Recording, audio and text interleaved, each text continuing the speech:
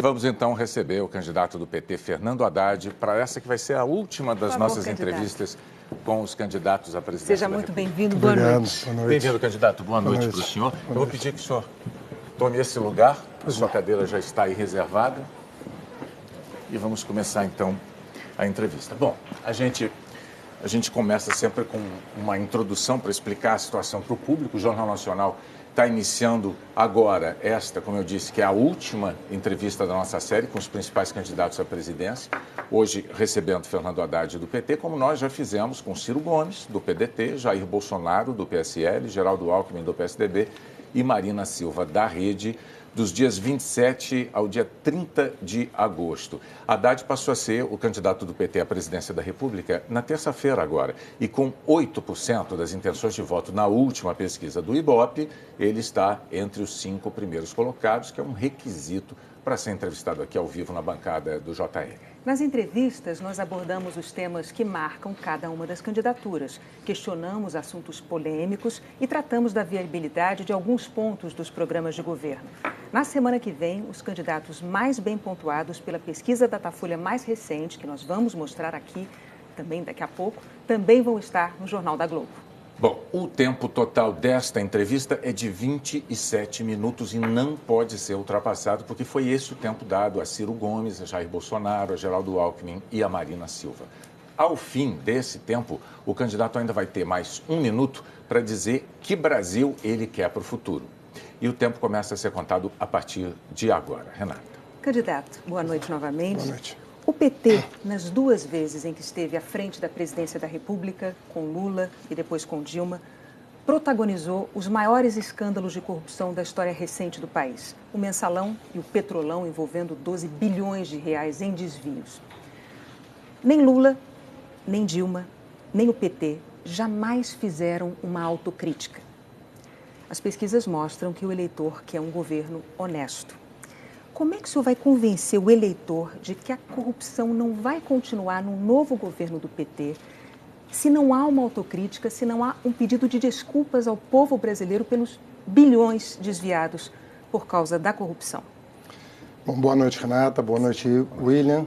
Boa noite, telespectador. Boa noite, presidente Lula, que milhões de brasileiros gostaríamos de ver nessa cadeira concorrendo na corrida presidencial. Eu divido essa questão da corrupção da seguinte maneira. Eu acho que há 2 governos possíveis em relação à corrupção. Um governo que fortalece as instituições que combatem a corrupção, Polícia Federal, Controladoria Geral da União, Ministério Público e Poder Judiciário, e governos que enfraquecem essas instituições. Na minha opinião, os governos do PT foram os que mais fortaleceram as instituições que combatem a corrupção. Mas, de fato, candidato, independentemente, com relação a isso, independentemente de ter fortalecido ou não, o fato é que integrantes do governo do PT foram pegos em atos de corrupção pelos mecanismos de controle anticorrupção, independentemente de quem os fortaleceu ou não. Isso é fato. Eu volto a repetir, será que uma autocrítica, um pedido de desculpas, um meia-culpa mesmo ao povo brasileiro? Complementar minha resposta. A corrupção na Petrobras, isso no depoimento de vários delatores, testemunhas e colaboradores, ela data de tempos muito remotos, ela remonta à ditadura militar. E todos foram unânimes em dizer que é de muito tempo. Se você não fortalece os mecanismos de combate à corrupção, você não descobre a corrupção. O papel de um governo é, sem tomar partido, sem proteger amigos, sem perseguir adversários, é fortalecer esses mecanismos. E a própria Polícia Federal, o próprio Ministério Público reconhecem que os governos petistas foram os que mais apoiaram essas instituições. Bom, o senhor mencionou a Petrobras, mas é fato, todas as investigações da Lava Jato apuraram isso, as nomeações de diretores da Petrobras passavam, sim, pelo presidente Lula, pelo então presidente Lula. A gente sabe, inclusive, que Renato Duque era, dentro da Petrobras, segundo a Lava Jato, responsável pela propina do PT. O presidente Lula se encontrou com Renato Duque no aeroporto de Congonhas para falar sobre as denúncias de corrupção. Ele confessou isso, né?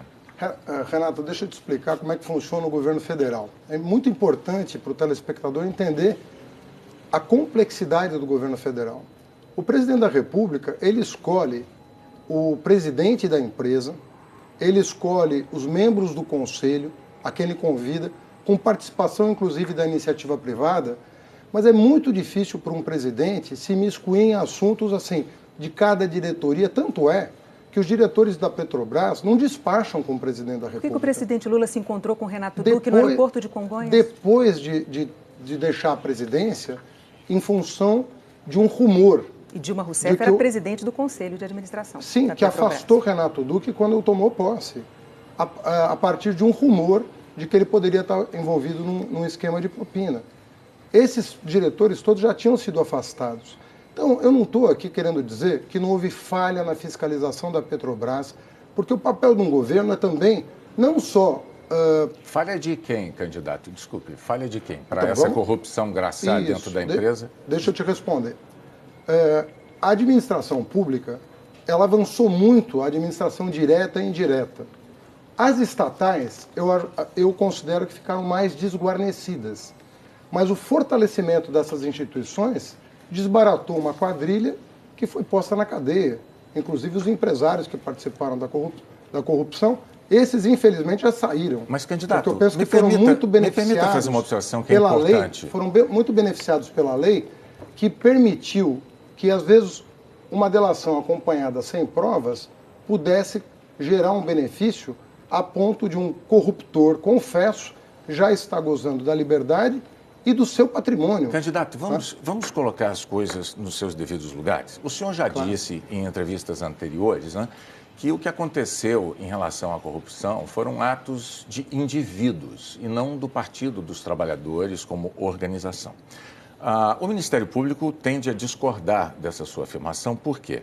No levantamento do próprio Ministério Público, quando a gente olha aqui a lista, a gente vê entre presos, condenados, investigados e réus na Lava Jato, o que é que tem do PT? Tem 2 ex-presidentes da República, Lula e Dilma.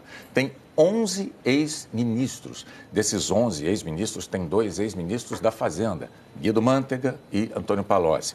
Tem 4 ex-presidentes do Partido dos Trabalhadores, eu posso nomeá-los, se o senhor preferir. Tem 3 tesoureiros, ou seja, os procuradores, diante dessa situação, eles dizem o seguinte: não havia ali atos isolados, o que havia ali era uma situação sistêmica, organizada. Eu gostaria de saber como é que o senhor se contrapõe a essa evidência.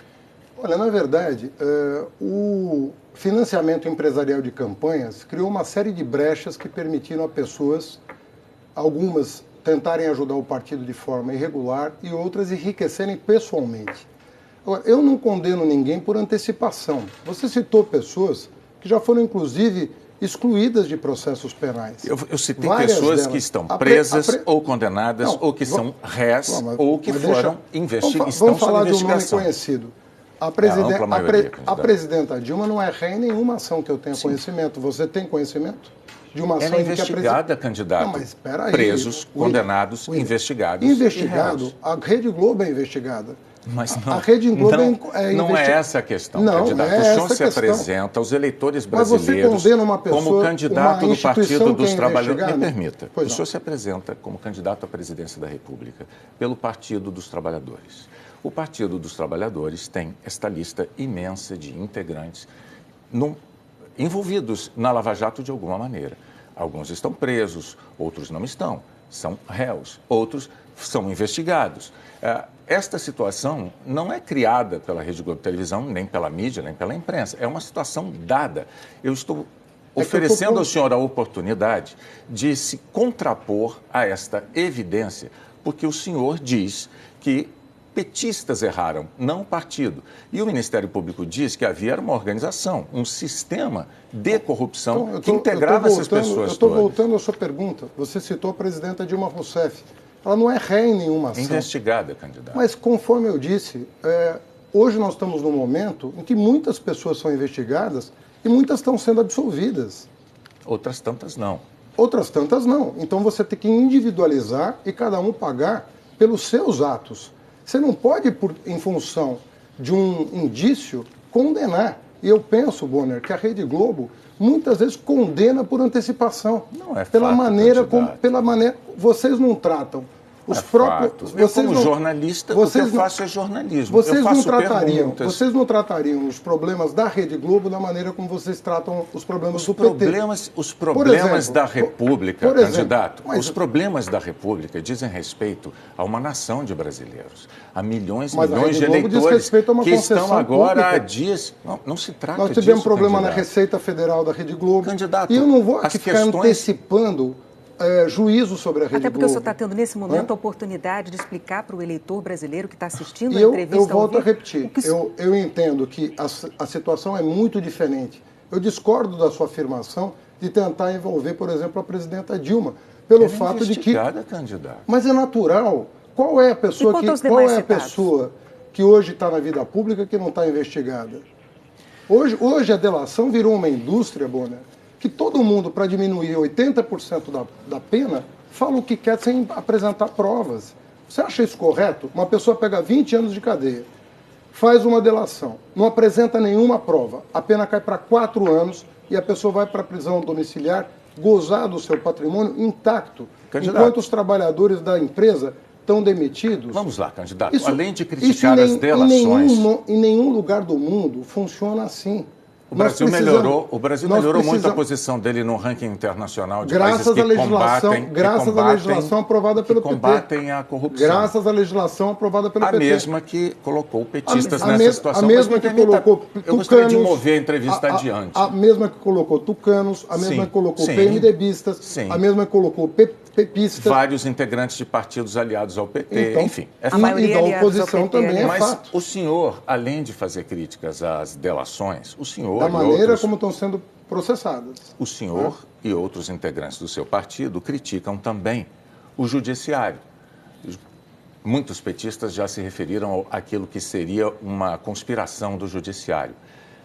No entanto, quando a gente olha a lista de ministros integrantes do Supremo Tribunal Federal, a gente observa o seguinte: nos 2 governos de presidentes petistas, Dilma Rousseff e Lula, foram nomeados 13 ministros do Supremo Tribunal Federal. Dos atuais 11 integrantes da casa, 7 foram indicados ou por Lula ou por Dilma. No Superior Tribunal de Justiça, outro órgão superior, são 33 cadeiras, 28 foram indicadas por governos petistas, Lula ou Dilma. Dos 141 atuais desembargadores da Justiça Federal, 141, 92 foram indicados por Lula ou por Dilma. E mais, no TRF4, ele é simbólico, porque o TRF4, em segunda instância, condenou Lula, e ele tem quantos integrantes? 27 integrantes. Dos 27 integrantes do TRF4, 22 foram indicados por Lula ou por Dilma. Diante desses números, eu lhe pergunto, houve uma conspiração no judiciário ou houve uma enorme prova de isenção da justiça? Você está perguntando para o Fernando Haddad. Sim, candidato à presidência. Candidato a presidente. Eu vou te dizer. O que você testemunha aqui com esses números é que nós nunca partidarizamos o judiciário. Nunca. O presidente Lula jamais indicou um ministro do Supremo, do STJ, pensando em como esse ministro ia votar. Se ia votar a favor de A ou de B. Se ia perseguir A ou perseguir B. Então não há conspiração, não é, candidato? Calma. Deixa eu responder. Você fez uma longa pergunta, eu quero fazer uma resposta à altura da sua pergunta. Então, o que a sua pergunta demonstra, por números, é que nós nunca partidarizamos o judiciário. Isso não significa que o judiciário não possa errar. E é em função dos erros judiciários... Errar ou conspirar, candidato? Errar. Você está perguntando a minha opinião. Eu nunca usei a palavra conspirar. Foram muitos os petistas que recorreram a essa expressão. Você diga o nome e eu não vou responder por ninguém. Não é ninguém. necessário. O que eu digo a você é que o judiciário tanto pode errar que os recursos são previstos na nossa Constituição para corrigir os erros do judiciário. Se ele fosse infalível, bastava juiz de primeira instância. Agora, candidato... Você não precisava de recurso. Candidato, o seu nome foi citado na delação da Odebrecht, o seu nome. O seu nome foi citado na delação também de Mônica Moura e da UTC, de Ricardo Pessoa. Muito bem. O senhor acabou de ser denunciado pelo Ministério Público nessa semana por corrupção passiva, lavagem de dinheiro, formação de quadrilha. O senhor e mais 4 pessoas, entre elas, inclusive, o ex-tesoureiro do PT, João Vacari. O senhor portanto, denunciado na Lava Jato. Isso não o constrange como candidato à presidência da República? Olha, se o que foi anunciado pela própria imprensa for verdade, a não ser que vocês tenham subvertido os fatos... Nós nunca fazemos isso, candidato. A Odebrecht e a UTC teve o túnel da Avenida Roberto Marinho suspensa no meu segundo mês de mandato. Eu tinha exatos 44 dias à frente da Prefeitura de São Paulo, quando eu suspendi uma obra por indícios de superfaturamento. Essas duas empresas resolveram me retaliar e, sem apresentar nenhuma prova, foram ao Ministério Público denunciar o que seria o pagamento de uma despesa de campanha que eles não provaram até hoje. 2.600.000. Esses promotores que me denunciaram estão eles sendo investigados pelo Conselho do Ministério Público por terem entrado com uma ação faltando 30 dias para a eleição. Isso é um fato inédito na história do Ministério Público. O senhor e outros candidatos também reclamam, fazem essa reclamação, mas o Ministério Público o Ministério Público, por meio do seu Conselho Nacional, abrindo o expediente para entender por que esses membros do Ministério Público, que tiveram 3 anos para me chamar, para levar a documentação que eu já anunciei, há 30 dias da eleição, tomam uma medida como essa. O Ministério Público lembrando que eu não conheço que a Justiça não pode se pautar pelo calendário eleitoral. Candidato. Mas é o que ela se faz. Mas é o que ela faz. Mas, candidato, as ações que são promovidas contra prefeitos, por exemplo, nesse país, é sempre ano par, às vésperas de eleição. Candidato, Virou uma espécie de indústria, uma indústria partidária. Bom, isso aí a Corregedoria do Ministério Público haverá de investigar. O Conselho Nacional vai investigar. O senhor contou aqui que o senhor cancelou a obra do túnel em São Paulo, uma obra que era de interesse da UTC. O senhor cancelou. E da Odebrecht. O senhor fez isso com 44 dias de governo. Sim. No entanto, 2 meses depois, em abril, a Prefeitura de São Paulo, o senhor prefeito, assinou uma obra, ou concedeu uma obra à Constran. Camargo Correia, Constran. Constran pertence à UTC.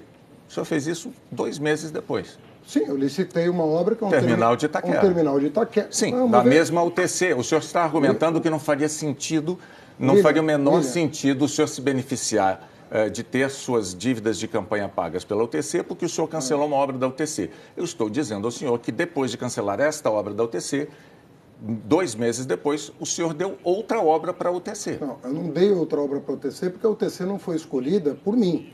Foi escolhida por o secretário que licitou a obra por meio de uma comissão de licitação. E essa obra que você se refere não tinha, na época, e não tem hoje, nenhum indício de superfaturamento.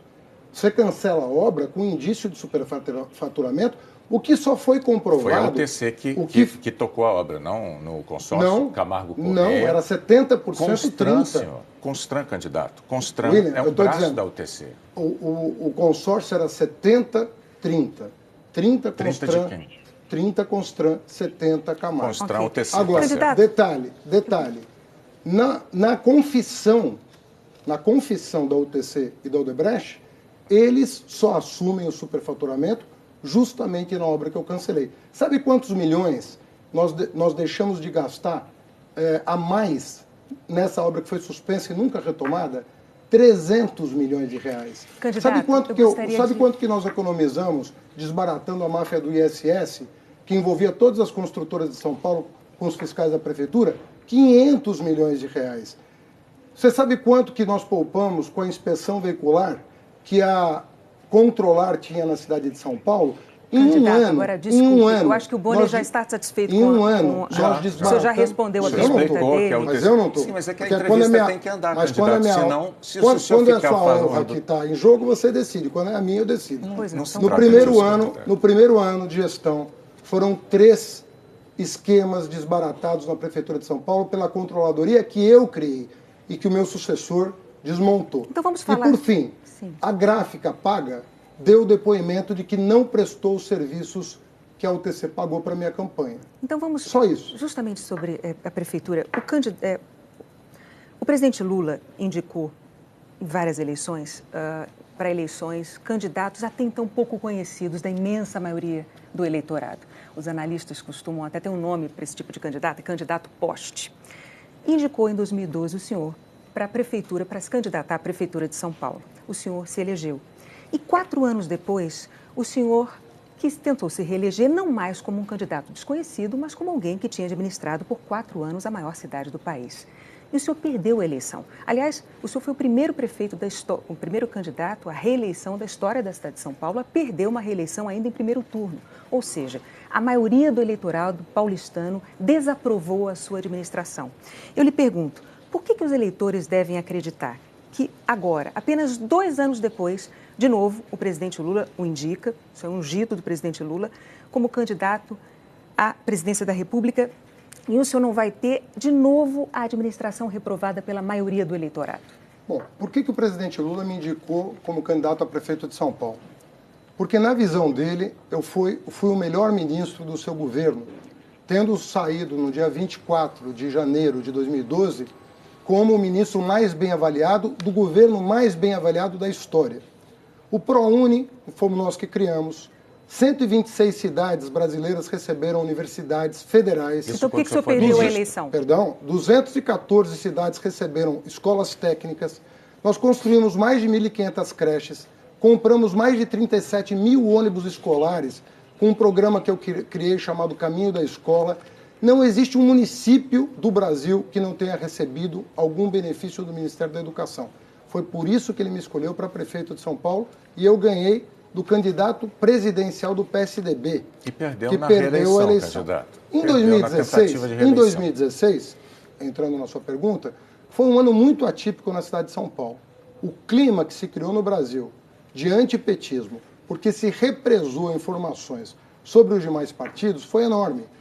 E o que aconteceu em 2016? O Temer assumiu a presidência da República e o Tasso Gereissati, ex-presidente tucano, admitiu ontem em entrevista que o maior erro do PSDB foi ter contestado as eleições de 2014, foi ter aprovado pautas bomba contra o governo da Dilma e ter embarcado no governo Temer. Então o senhor está dizendo que os eleitores não sabem votar. Em 2016... Eles puniram o senhor com a não eleição. Em 2016, este país tirou uma presidenta legitimamente eleita do poder, colocou o Temer, que atraiu com um programa completamente diferente, e elegeu o João Dória na Prefeitura de São Paulo. O senhor atribui a isso a sua derrota eleitoral, pergunte candidato? Hoje para os eleitores de São Paulo o que eles acham do meu sucessor. Pergunte aos brasileiros o que eles acham do governo Michel Temer. E aí você vai saber o que aconteceu em 2016. Aconteceu uma indução a erro. Então, esta indução a erro foi um erro do eleitor. O eleitor foi induzido a erro. Então, o senhor disse que o eleitor votou errado. Ele votou errado. Ele votou com as informações que ele tinha. Tá, mas as informações que ele tinha... As informações que ele tinha é de que o PSDB era de Santos, o PMDB era de Santos, o PP era de Santos e o demônio do país virou o PT. E o petista... E isso se provou errado. E o petista Fernando Haddad, quando candidato à Prefeitura de São Paulo, fez uma série de promessas e não as cumpriu. Eu lhe pergunto se as promessas que o senhor não cumpriu não teriam tido um peso grande nessa sua derrota eleitoral em primeiro turno na tentativa de reeleição. Eu vou exemplificar. O senhor prometeu construir 55 mil moradias e entregou 15 mil. O senhor prometeu construir 43 unidades básicas de saúde. O senhor entregou 12 de 43. No fim do seu mandato, havia quase 500 mil de paulistanos, 500 mil pessoas, esperando para fazer um exame médico. Essa fila era uma fila de 500 mil de paulistanos. Na área da segurança pública, o senhor prometeu contratar 2.000 guardas civis. O senhor entregou uma contratação de 600, prometeu 2.000, entregou 600. O senhor não cumpriu promessas como prefeito de São Paulo. Muito bem. Por que o eleitor haveria de imaginar que o senhor virá a cumprir as promessas que faz como candidato à presidência da República? O meu plano de metas, William, tinha 123 metas. Eu cumpri a maioria delas. Mas o senhor deixou coisas em aberto em saúde. Não, mas... Em saúde e segurança pública. Você me fez uma pergunta e não está me deixando responder. Não, candidato, eu só não quero que o senhor... Eu viabilizei. O senhor pode se defender e responder, não, só depois de eu fazer esta observação. Pois é. O senhor deixou em aberto promessas na área habitacional, na área da saúde e na área da segurança pública. Por favor, pode Seus responder. números não estão bem corretos. Eles estão corretos, na área da moradia, checadíssimos. Na área da moradia, por favor, nós vamos discutir números agora, porque eles estão corretos. Eu não vou entrar nessa polêmica, está publicado no Diário Oficial. No Diário Oficial do município estão os dados. Eles estão agora, são 123 itens, nós cumprimos mais de 50%, 100% das metas, e 85% ou 100% ou mais de 50% das metas. Detalhe, o PIB brasileiro entre 2015 e 2016 caiu 8%. Eu peguei a maior recessão da história da cidade de São Paulo e entreguei a cidade com um grau de investimento. Você sabe o que é o grau de investimento? Sim, senhor. Então você fique sabendo que com a maior recessão da história da cidade, eu entreguei com 5,5 bi em caixa, com 2.200 para pagar. Eu tive responsabilidade de manter a cidade de São Paulo sã num período de crise. Hoje, você tem estados atrasando salário, você tem municípios atrasando salário, você tem obras paradas no Brasil inteiro. Você não tem nada disso na cidade de São Paulo, candidato, não por causa do prefeito atual, por causa do trabalho que eu fiz de para a entrevista, então, render mais, vamos continuar. Para a eleição de 2010, o presidente Lula indicou a então candidata à presidência da República, Dilma Rousseff, exatamente como fez com o senhor em 2012 para a Prefeitura de São Paulo e agora com a sua candidatura à presidência da República. Mas ao sair do governo, ao ter que deixar o governo, a presidente Dilma deixou o Brasil na crise em que todos nós brasileiros estamos mergulhados hoje e quase 11 milhões de desempregados. Hoje esse número já são 13, mais de 11 milhões. Mais de 11 milhões de desempregados, hoje são 13 milhões. Por que os eleitores devem acreditar que com o senhor, o partido que deixou mais de 11 milhões de desempregados não vai agravar a crise? Olha, eu tenho todas as razões do mundo para imaginar que o PSDB não vai sabotar o governo eleito no próximo dia 7 de outubro, como fez em 2014. A culpa é do outro partido? Em 2014, não, a culpa é do PSDB porque o presidente do PSDB assumiu a culpa ontem. Candidato. Assumiu a culpa ontem no Candidato, jornal de grande isso não circulação. Se sustenta, candidato. Em 2014... Dá licença, eu vou reproduzir a fala do Tasso Gereissati ontem na Folha de São Paulo. Candidato. O Tasso Gereissati falou, nós cometemos 3 erros. Nós, pela primeira vez, questionamos um resultado eleitoral no Brasil. Isso é um crime contra a democracia. Não se faz. Segundo lugar, nós aprovamos uma pauta em que nós não acreditávamos para prejudicar o PT. As palavras são dele, Tasso Gereissati. 3, nós embarcamos no governo Temer. Candidato. E 4, nós embarcamos em Aécio Neves. Isso é o PSDB, esses 4 elementos é responsabilidade do PSDB. A crise é dos outros, então, o que dizer PSDB? dos mais de 11 milhões de desempregados? Mas Dilma Rousseff deixou o Brasil com mais de 11 milhões de desempregados. Dilma, candidato. Quando que a recessão começa? Depois da reeleição. O senhor fez uma pergunta, eu vou lhe responder.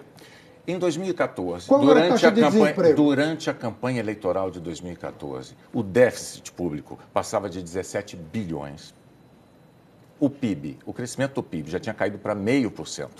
A presidente Dilma Rousseff, candidata à reeleição, dizia que estava tudo indo às mil maravilhas. Vamos relembrar a história. Não só isso, ela dizia que ia manter, se reeleita, a política que estava implementando para a economia brasileira e ainda acusava, o senhor deve se lembrar disso também, ela acusava os adversários, dizia que se eles ganhassem, ao assumirem o poder, eles iam mexer na economia e iam tirar, aspas, tirar a comida da mesa do trabalhador. Aí, ela ganhou a eleição. Ao ganhar a eleição, tomou posse imediatamente, tentou corrigir os rumos da economia, daquilo que o senhor mesmo chamou de cavalo de pau. Ela deu o cavalo de pau, tentando corrigir a economia, porque ela precisava ser corrigida, só que aí ela perdeu completamente a credibilidade. Os críticos imediatamente disseram que ela cometeu um estelionato eleitoral e nós mergulhamos numa crise de que, aliás, ainda não saímos até hoje. Qual é a dificuldade que o Partido dos Trabalhadores tem de fazer uma autocrítica, de reconhecer a sua culpa, a gestão da economia no ano de 2014 já fazendo água? Sabe qual é o problema? Primeiro você está citando uma entrevista minha em que eu digo os erros que foram cometidos no final do governo Dilma. Então, é contraditório o que você está dizendo, porque você está citando uma entrevista minha, em que eu estou dizendo, eu estou fazendo as críticas. Outra coisa é você dizer que a recessão de 2015 e O 2016... senhor estava culpando dos outros partidos, candidato? Eu estou dizendo que as pautas bomba e a sabotagem que ela sofreu, reconhecida pelo presidente do PSDB, teve mais influência na crise do que os eventuais erros cometidos antes de 2014. Nós tínhamos a menor taxa de desemprego em 2014. Você está falando de desempregado? Pega a série histórica, 4,9% de desemprego em dezembro de 2014. E aí começa o seu Eduardo Cunha, o seu Aécio Neves, a aprovar despesa lá no Congresso Nacional. Despesa em cima de despesa. Para sabotar um governo que precisava fazer um ajuste, mas não para jogar a economia numa recessão, para recuperar a economia, como já tinha acontecido em vários momentos. Como nós combinamos antes, infelizmente, o seu tempo terminou, mas enfim, está registrada aqui a sua opinião a respeito. Eu pediria agora que o senhor se dirigisse ao público para manifestar para ele qual é o Brasil que o senhor quer para o futuro. O senhor tem 1 minuto. Eu tenho certeza que todos que estão me ouvindo se lembram dos 12 anos de normalidade democrática que nós vivemos no país. Era luz para todos, era universidade para todos, era ProUni, eram universidades no interior, eram escolas técnicas no interior, era a transposição do São Francisco, era a Transnordestina. Geramos 20 milhões de empregos em 12 anos na iniciativa privada e no serviço público. 12 anos de normalidade democrática. A partir do momento que a oposição passou a contestar o resultado das urnas, nós passamos a enfrentar essa crise da qual nós podemos sair em outubro deste ano se nós recuperarmos o projeto que vinha dando certo. Desenvolvimento econômico com inclusão. O povo é parte da solução, o povo não é problema. Vamos fazer o Brasil ser feliz de novo. Vote 13. Candidato Fernando Haddad, muito obrigado pela sua presença Obrigada. aqui, por enfrentar as perguntas nessa entrevista na bancada.